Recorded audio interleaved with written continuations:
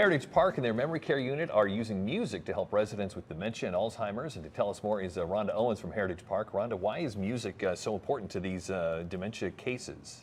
Well, as dementia research has shown, music and the music pathway in the brain is one of the last that we lose. Really? As we're traveling through this journey. So it's a way for us to keep the connections in the brain going as they're traveling their dementia journey. So how do we incorporate then music into like the daily life of a patient? Is it every day, every week? It is. It depends. We do different types of therapies. We do individual therapy and group music therapy.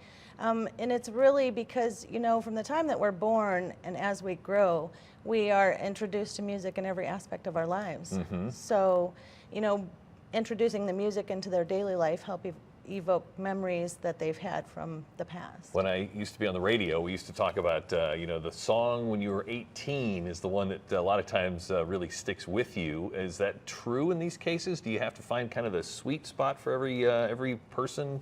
Which songs they respond to best, I guess? You absolutely do. Music and Memory is a program that we're actually certified in, and it's really diving deep into not what's popular today, but what's important throughout their life. So it takes a team of people from therapists to myself, floor staff, family, to put this all together to find those moments in that music that really means the most to them. So what's that look like? How do you know you found a song that somebody really responds to? I mean, I'm sure they can tell you, well, that's probably not even true in all cases either. How do you know that you found the right music? Well, people who are traveling the dementia journey, they have a lot of anxiety and a lot of times where they just don't know.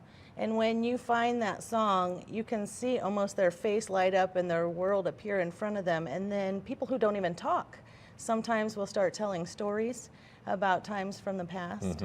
So that's how we notice them the most, I think, is the fact that their face just lights up, they start smiling.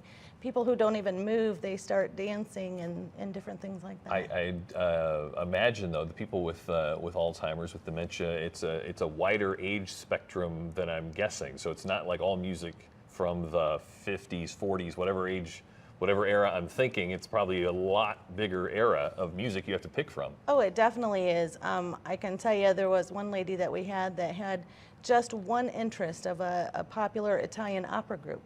And she didn't even, that was from like 2009 this group was. So this was before she had started her dementia journey.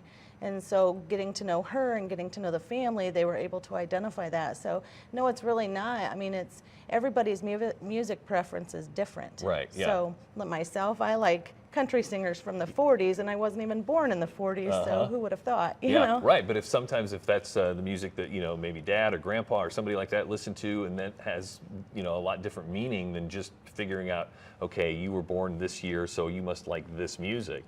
It's really customized, individualized. It is. I mean, finding the playlist and being able to really pinpoint the music that mostly evokes the enjoyment in life that we have, because music can evoke both good and bad memories. So it's correlating with the memories where we're most happy in our lives, and finding that's why as we're setting up this program, it's so important to talk to the families and talk to the people who know our residents the best and find out what's happened in their life.